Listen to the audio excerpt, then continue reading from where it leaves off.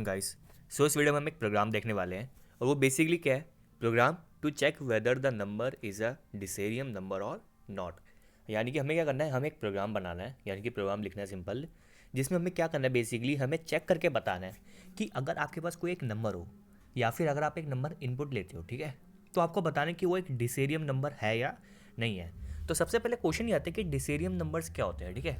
सो डिसेरियम numbers हमारे basically वो numbers होते हैं कि सपोज करो, जैसे फॉर एग्जांपल आपने कोई नंबर लिया, ठीक है, फिर आपने क्या करा, उसकी जो डिजिट्स हैं, क्या उसकी जो डिजिट्स हैं उनकी जो रिस्पेक्टिव पोजीशंस है उनकी raise to the power, then उनको डिजिट्स का सम कर दिया। अगर वो सम बेसिकली उस नंबर के इक्वल आता है तो वो बेसिकली क्या होते हैं, डिसेरियम नंबर्स होते हैं। चलो मैं आपको फॉर एग्जांपल बताता हूँ, ठीक है, जिससे आपको अच्छे से समझ आ जाए। फॉर एग्जांपल अगर मैं बोलूँ 175, क्या बोलूँ मैं, 175, इसमें कितने नंबर ऑफ डिजिट्स है, number of digits is equal to what, 3। अब जो डिजिट 1 है 175 के अंदर, उसकी पोजीशन है 1, 7 की जो 7 डिजिट है, मतलब जो डिजिट नंबर 7 उसकी पोजीशन है 2, और जो डिजिट नंबर 5 है उसकी पोजीशन है 3, राइट। अब डिसेरियम नंबर की कंडीशन के हिसाब से हमें क्या करना है, 1 raise to the power 1 plus 7 raise to the power 2 plus 5 raise to the power 3। यानी कि आपको समझ आया, बेसिकली डिजिट्स की जो रिस्पेक्टिव पोजीशन है उसको हमने रेस टू द पावर कर दिया एंड डिजिट्स का सम कर दिया। तो अगर हम इनका सम करेंगे तो हम देखेंगे कि इनका जो सम है बेसिकली वो 175 के इक्वल ही आ रहा है। क्या आ रहा है, 175 के इक्वल ही आ रहा है सम। तो इस टाइप के जो नंबर्स होते हैं उनको क्या बोलते हैं, बेसिकली डिसेरियम नंबर्स बोलते हैं।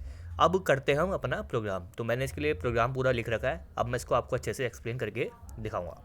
सबसे पहला काम मैंने क्या करा है, हेडर फाइल्स को इंक्लूड करा है आईओस्ट्रीम करके, और एक मैंने मैथ.h। मैथ.h आपको पता है क्यों, जब भी हम कोई मैथमेटिक फंक्शन जो होते हैं, ऑपरेटर जो भी होते हैं हमारे, फंक्शन जो हमें यूज़ करने पड़ते हैं, जब मैं तब हम क्या लेते हैं, मैथ.h लेते हैं। जैसे फॉर एग्जांपल मैं बोलूँ, जैसे पावर फंक्शन यूज़ करना है, स्क्वायर रूट करना है, एसेक्ट्रा एसेक्ट्रा, राइट। देन उसके बाद मैंने मेन फंक्शन बनाया। मेन फंक्शन के अंदर मैंने कुछ वेरिएबल्स को डिक्लेयर करा और कुछ को मैंने साथ में इनिशियलाइज भी कर दिया। मैंने दो वेरिएबल्स को इनिशियलाइज करा, एक काउंट और एक सम। सम आपको समझ गए होंगे क्यों, क्योंकि मुझे डिजिट्स का सम करना है, राइट, तो मुझे करना पड़ेगा। और काउंट मैंने क्यों करा है, काउंट मैंने इसलिए करा है क्योंकि हमें क्या करना है, बेसिकली हर डिजिट की रेस टू द पावर उसकी पोजीशन करनी है, तो मुझे हर डिजिट की उसकी पोजीशन भी तो कैलकुलेट करनी पड़ेगी। तो उसकी पोजीशन को कैलकुलेट करने के लिए कि कितनी मतलब नंबर ऑफ डिजिट्स हैं, फिर उसकी पोजीशन मुझे हर एक बार जानी पड़ेगी, तो उसके लिए मैंने क्या यूज़ करा, काउंट। वो आपको आगे समझ आएगा कि इसका बेसिकली यूज़ क्या है, ठीक है। अब सबसे पहले मैंने क्या करा, सी आउट करके मैंने एक स्टेटमेंट डाली, बेसिकली मैसेज प्रिंट कराया, एंटर अ नंबर, यानी कि मुझे एक नंबर एंटर कराना है। देन मैंने सीन करके एन कर दिया, दैट मीन्स व्हाट, मैं यूज़र से नंबर की वैल्यू मांग रहा हूँ, ठीक है, यूज़र से नंबर की वैल्यू मांगूंगा। सो जो भी मैं नंबर लूँगा वो किस में स्टोर हो जाएगा, वो एन में स्टोर हो जाएगा। नाउ नेक्स्ट स्टेप में मैंने क्या करा है, O R G is equal to N. O R G N यानी कि मैंने एक ऊपर जो वेरिएबल मैंने डिक्लेयर करा, देखो इधर है ना, ओ आर जी, मैंने क्या कर दिया, उसको इज इक्वल टू एन कर दिया। इसका मतलब क्या हुआ कि जो भी आप नंबर लोगे उसकी वैल्यू ओ आर जी में भी स्टोर हो जाएगी, यानी कि जो वैल्यू एन के पास हम इनपुट लेंगे वो ओ आर जी के पास स्टोर हो जाएगी। सिंपल इसका मतलब यही है, ठीक है। अब मैंने क्या करा, while N not equal to zero, यानी कि वाइल नंबर जब तक हमारा जीरो नहीं हो जाता, ठीक है, तब तक मैं करूँगा काउंट प्लस प्लस कर दूंगा and N is equal to N divide by 10 करूँगा। तो सबसे पहले मैं आपको एक्सप्लेन कर दूँ ये मैंने बेसिकली करा क्या है।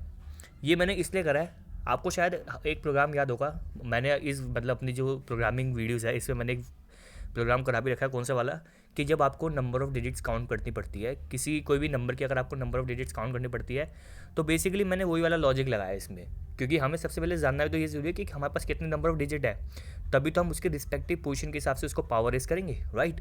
तो वो कैलकुलेट करने के लिए पहले मैंने लॉजिक लगाया कि जिससे मैं क्या कर लूँ कि कोई भी अगर मैं नंबर लूँ तो उसकी नंबर ऑफ डिजिट्स में काउंट कर सकूँ। फॉर एग्जाम्पल जैसे हमने 175 की बात करती ना, तो चलो 175 की बात करते हैं। While 175 is not equal to zero which is what, correct, ठीक है। देन काउंट इंक्रीमेंट होगी वैल्यू, काउंट की वैल्यू क्या थी, जीरो, इंक्रीमेंट होगी, देन क्या हो जाएगा, N is equal to N divide by 10, क्या हो जाएगा, एन डिवाइड बाई 10, यानी कि 175 divide by 10 is equal to what, 17। Now again N की वैल्यू होगी 17, अब अगेन कंडीशन चेक होगी, while 17 is not equal to zero which is what, again correct है ना, because 17 is not equal to zero. Then again count का increment होगा, then क्या हो जाएगा, N is equal to N divide by 10, यानी कि 17 divide by 10 is equal to what, 1, यानी कि एन की वैल्यू कितनी हो गई, 1 हो गई। तो अगेन कंडीशन चेक होगी, while N not equal to zero which means what, 1 not equal to zero which is what, correct. तो अगेन हम अंदर करेंगे, एंटर करेंगे लूप के अंदर, देन अगेन काउंट की वैल्यू इंक्रीमेंट होगी। तो काउंट की वैल्यू कितनी बार इंक्रीमेंट हो गई? 3 बार इंक्रीमेंट होगी, यानी कि काउंट की वैल्यू क्या हो गई? 3 हो गई। देन अब क्या होगा? n is equal to 1 divide by 10, which means what 1 divide by 10 is equal to what 0। क्या मिलेगा आपको? 0 मिलेगा, ठीक है।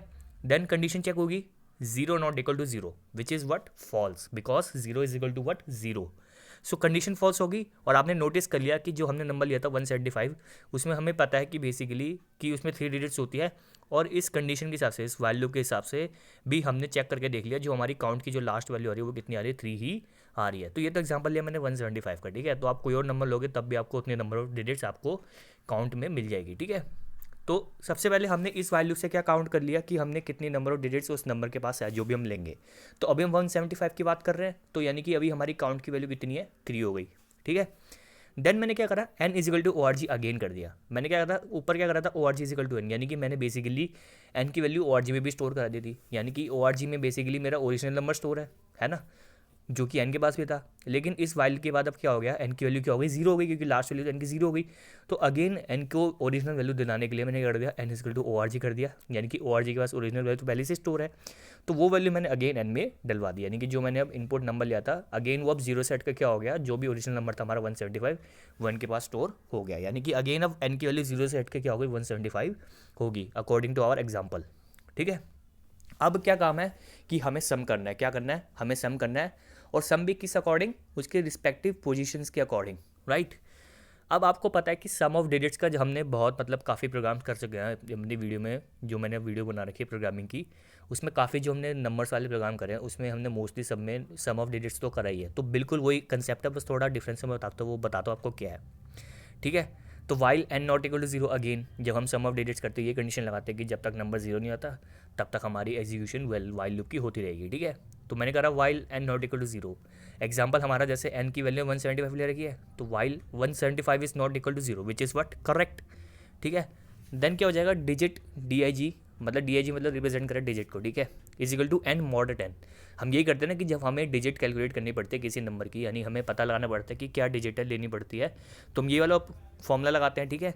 तो इससे हमें होता क्या है आपको पता होगा शायद, अगर आप मेरी वीडियो फॉलो करते हैं रेगुलरली तो आपको पता होगा कि जब भी हम कोई भी नंबर लेते हैं तो हमें इस वाले फॉर्मूले से लास्ट से लेकर स्टार्टिंग तक हमें वैल्यूज़ मिलती रहती है। लास्ट से स्टार्टिंग तक हर एक वैल्यू डिजिट हमें मिलती रहती है।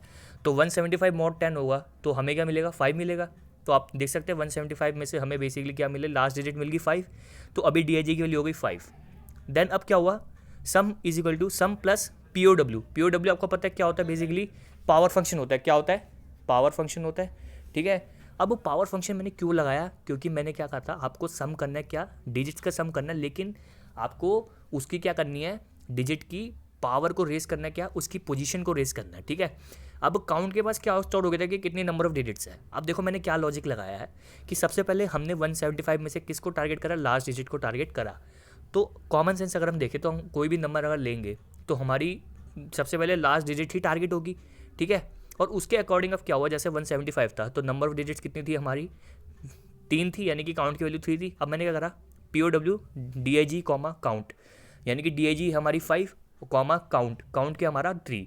तो आपने नोटिस कर लिया क्योंकि 5 जो है 175 के अंदर थर्ड पोजीशन पे है, तो 5 की पावर क्या होगी? बेसिकली 3 रेस हो गई। और मैंने क्या कर दिया? Sum is equal to sum plus 5 raise की पावर 3 हो गया, है ना। ये समझ आ गया आपको? यानी कि सम की वैल्यू देखो मैंने अब क्या करी थी? पहले इनिशियलाइज करी थी 0, है ना। तो अब क्या हो जाएगा?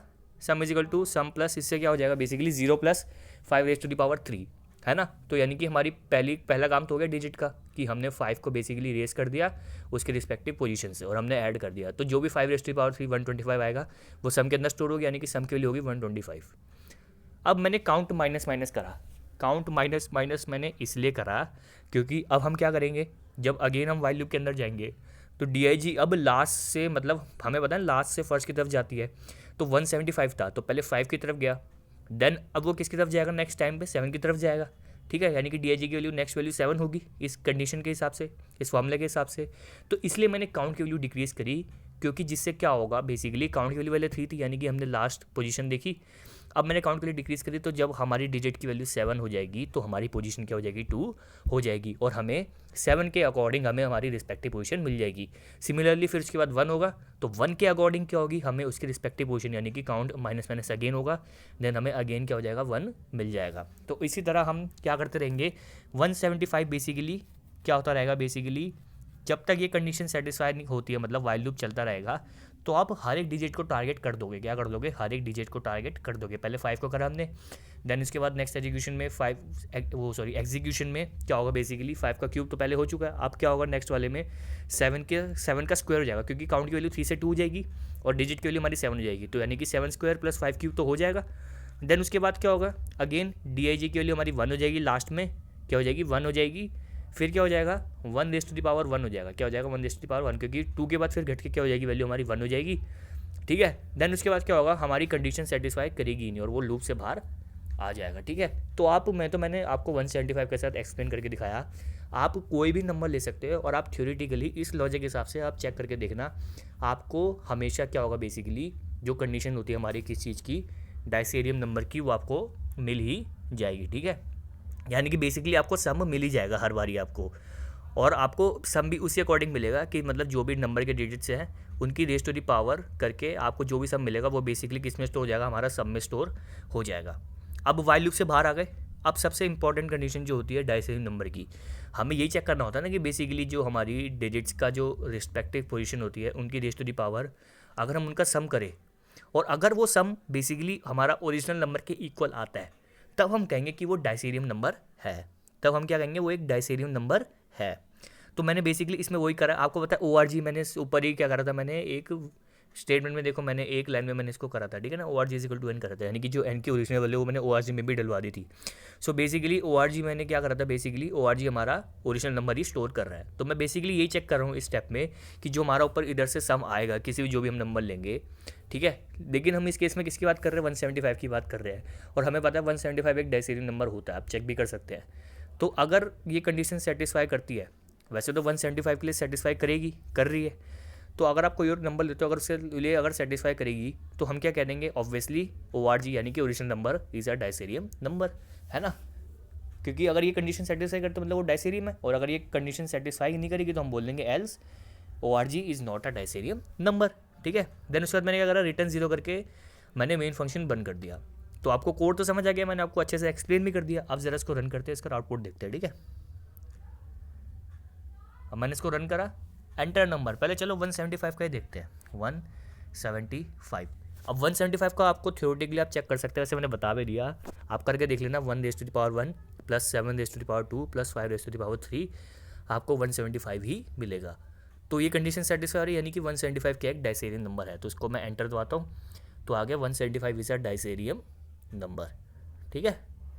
अब एक और एग्जांपल लेते हैं, कोई सपोज करो, चलो कोई ऐसी नंबर लेते हैं जो मुझे पता नहीं चलो डायसेरियम है या नहीं भी है, 38 ले लेते हैं, ठीक है।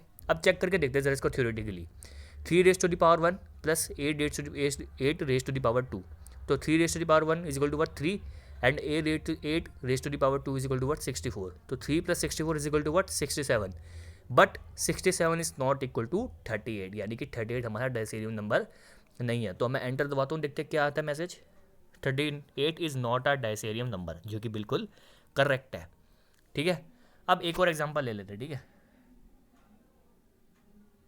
अब एग्जांपल लेते हैं 89 का, क्या लेते हैं 89 का। अब इसको चेक करते हैं, अब इसको चेक करके देखो, 8 raise to the power 1 plus 9 raise to the power 2, तो 8 raise to the power 1 is equal to what 8 and 9 raise to the power 2 is equal to what 81 and 8 plus 81 is equal to what 89, यानी कि 89 के हमारा एक डायसेरियम number है। तो अब मैं इसको एंटर दबाऊंगा तो क्या प्रिंट होना चाहिए, 89 इज अ डायसेरियम नंबर। तो मैं एंटर दबाता हूँ तो क्या प्रिंट हुआ, 89 इज अ डायसेरियम नंबर, जो कि हमारी कंडीशन बिल्कुल मतलब जो हमने लगाया वो मतलब प्रोग्राम हमारा बिल्कुल अच्छे से काम कर रहा है। तो आई होप आपको समझ आ गया होगा सबसे पहले कि डायसेरियम नंबर क्या होता है, और मैंने आपको इसका लॉजिक बताया, मतलब one of the easiest logic कह सकते हैं इसको, और मैंने आपको इसको अच्छे से एक्सप्लेन भी करा।